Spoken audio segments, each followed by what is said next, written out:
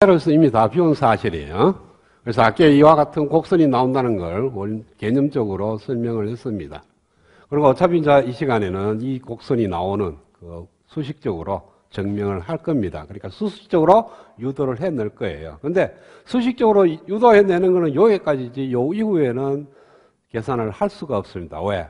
채널이 끊어져 있기 때문에 그냥 우리가 통념적으로 필드가 있어서 전자가 있고 그 필드에 의해서 전자가 움직인다는 거지 그 이후에는 어떤 현상이 일어나는지 수학적으로 정확하게는 몰라요. 그럼 단지 요점에서 그냥 일정하게 유지가 될 것이다. 그런 얘기를 하는 겁니다. 자, 그러면은 요게 1번 영역과 2번 영역으로 나눠서 1번 계산이 가능한 1번 영역과 우리가 유추해서 결과를 얻어내는 두 번째 영역으로 나눠서 이 1번 영역은 비포화 영역이라고 얘기합니다. 오밍 리전 또는 트라이오드 리전이라고 얘기를 하고요. 2번 영역은 포화 영역, 즉 세츄레이션 영역이 되는 겁니다. 세츄레이션 리전이라고 얘기를 해요. 그럼 요 경계점은 뭐냐? 경계점은 게이트와 드레인 사이, 항상 게이트와 드레인 사이에 스레솔드 볼테이지가 전압이 딱 걸리는 게 이 포인트예요. 그렇죠? VGD가 드레인에 비해서 게이트 전압이 스레솔드 볼테이지만큼 높은 그런 게 있어요. 그리고 우리가 볼테이지의 개념상 VGD는 VGS-VDS가 되죠. 그렇죠? 여기 중간에 S를 이어갖고 VGS 플러스 VSD인데 SD를 갖다가 바꿔버리면 마이너스로 바뀌니까 VGS-VDS가 되고 그거에 대해서 VDS를 풀면은 VGS-VTN이 되는 겁니다. 그러니까 이 포인트의 좌표 값이 게이트와 소스 사이에 걸리는 전압에서 스레솔드 볼테이지를 빼면 돼. 그러면 게이트 전압이 올라가면 증가하면 뭐 돼요?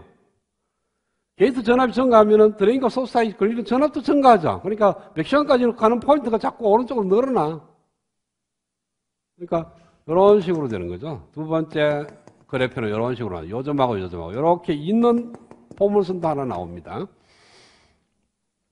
그래서 요 꺾어지는 요 포인트가 드레인과 소스 사이에 걸리는 좌표가 VGS-VTN이 된다.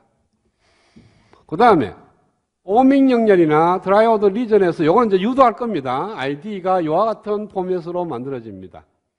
이것도 전자회로서 알고 있는 수식이에요. 지금 반도체 공학은 요식 자체를 유도할 거고. 그래서 KN에다가 두 배의 게이트와 소스 사이에 걸리는 전압에서 스레솔드 볼테이지를 빼고 드레인과 소스 사이에 걸리는 전압을 곱하고 마이너스 VDS의 제곱이 되고 여기 있는 이 KN은 2분의 1 UNCOX L분의 W인데 UN은 뭐 이미 다 얘기했죠. 일렉트론의 모빌리티. COX는 옥사이층의 캐피시턴스 단위 면적당입니다. 게이트가 이렇게 위에서 보면 게이트 면적이 이렇게 있는데 여기에 단위 면적 1제곱센티미터당 요 밑으로 옥사이층이 만들어주는 캐피시턴스가 COX예요. 그러니까 COX는 TOX분의 입실론 OX예요. 그러니까 옥사이층의 유전율에다가 옥사이층 두께를 나눠주면 돼. 사실은 요 단면적 A를 곱해야 되는데 A가 1이니까 안 곱한 거예요. 그래서 COX는 그렇게 하는 거니까 이게 뭡니까? 그 공정에서 옥사이층 두께를 얼마나 만들 건지 여기에 결정이 돼야만이 COX 값이 결정이 됩니다. 그러니까 전기로 속에 실리콘을 갖다가 30분 동안 놔두고 올 건지 35분 지날 건지 40분 지날 건지 따라서 TOX가 달라지니까 그 공정에 의해서 COX가 결정이 된다라고 생각하면 되고요. UN은 뭡니까? 일렉트론 모빌리티니까 요거는 N모스일 때 경우고 P모스는 KP라고 적어서 요거는 UP가 들어갑니다. 홀의 모빌리티가 들어가야 되는 거니까 요거는 일렉트론 모빌리티니까 반도체 소자의 파라미터예요. 소자를 뭘 썼느냐, 실리콘을 썼느냐, 가륨 아세나이드를 썼느냐에 따라서 UN 값은 달라집니다. 그래서 UNCOX는 공정 파라미터라 그러니까 따지 KN 프라임으로 다르게 또 쓰는 경우도 있어요.